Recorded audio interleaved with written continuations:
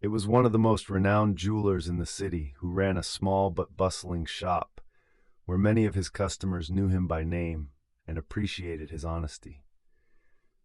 Each day, the shop was filled with wealthy patrons eager to purchase or replace their expensive jewelry. On one particular morning, as the rain gently drizzled outside, the jeweler was busy arranging pieces behind the display window when the door creaked open. A relatively tall and thin young man stepped inside, shaking off the droplets from his coat.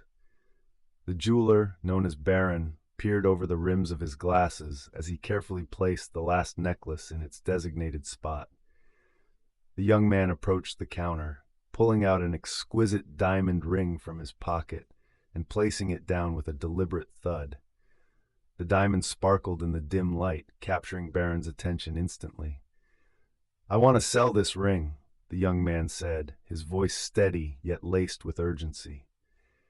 Barron, adjusting his glasses, picked up the ring and examined it closely. "How much do you want for it?" he inquired, his curiosity piqued. $3,000, the young man replied. Barron's eyebrows shot up in surprise. He knew the ring was worth at least 7,000. Why was this young man willing to part with it for such a low price? Suspicion crept into his mind. Before he could voice his thoughts, the young man, sensing the jeweler's hesitation, added, "I know the value is much higher, but there's a deal waiting for you that could be highly profitable." Intrigued, Barron leaned closer. "What kind of deal?" The young man's demeanor shifted. He became more animated. "I know a doctor who has just arrived in the city from Vienna.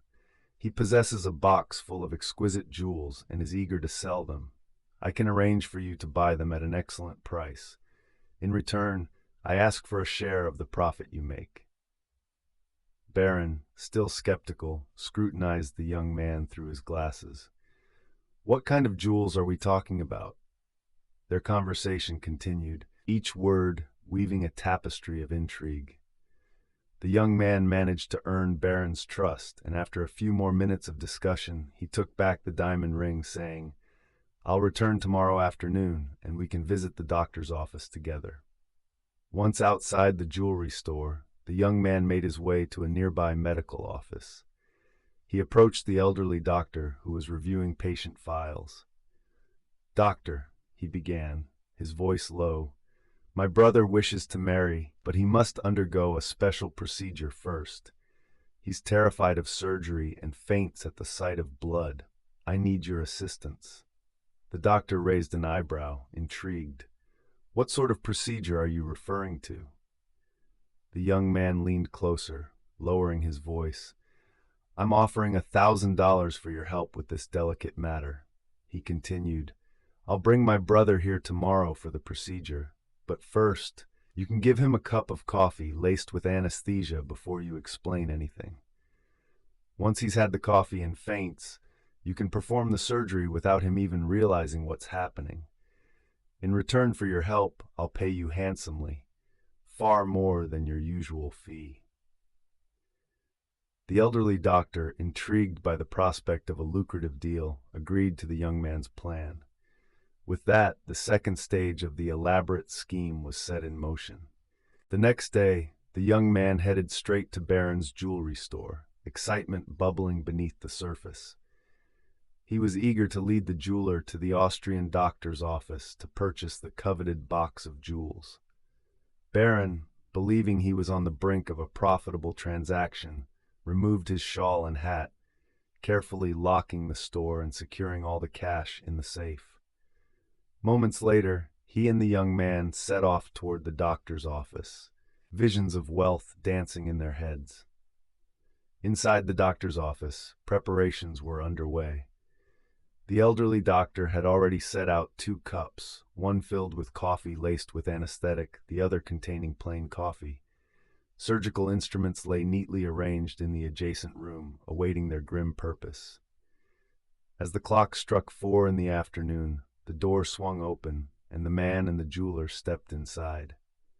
"Ah, just in time," the doctor said, a hint of enthusiasm in his voice.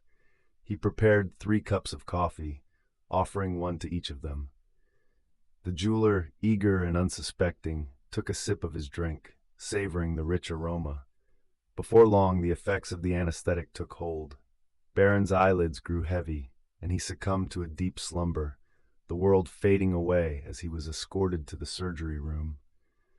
Meanwhile, the young man, his demeanor shifting to one of cold calculation, was ready for the final stage of his plan.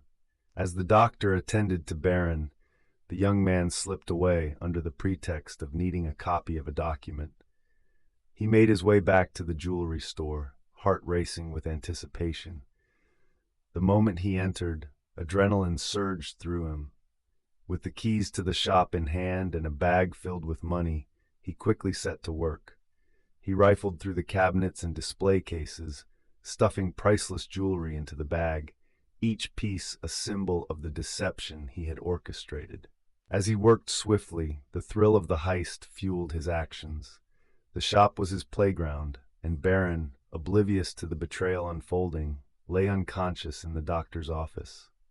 Just as the young man was about to make his final escape, the sound of sirens pierced the quiet of the street outside. Panic surged through him. He hadn't anticipated this twist. The doctor, having completed the procedure, emerged from the surgery room only to find the jeweler still unconscious and the young man missing. Realizing something was amiss, the doctor rushed to the reception area, where he spotted the empty bag on the floor. Just then, a couple of officers entered, alerted by a neighbor who had seen the young man's suspicious behavior. "Where is he?" the doctor demanded, his heart racing as he looked around. "He was just here." Outside, the young man darted down an alley, clutching the bag tightly. He felt the weight of his deceit in every step, knowing that the riches he had stolen could lead to a life of luxury or a life on the run. As he turned a corner, he glanced back and saw the police officers searching the area, their radios crackling with urgency. In that moment, he realized he had underestimated the consequences of his actions.